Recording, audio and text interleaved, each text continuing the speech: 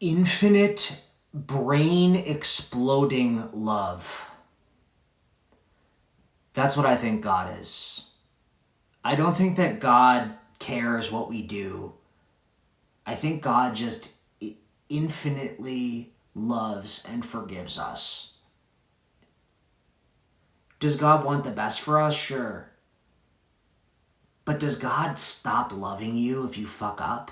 No. I used to not believe in God. Now I do. Do you have somebody who completely unconditionally loves you? I think that unconditional love is so rare that it's ascended past reality so that only God can really, truly, unconditionally love us.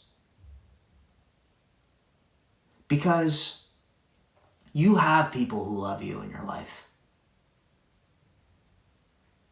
But them loving you unconditionally is such a radical, mind-bending act that we as evolved monkeys that we are, it's almost impossible for us to comprehend. But I do think that there's a God.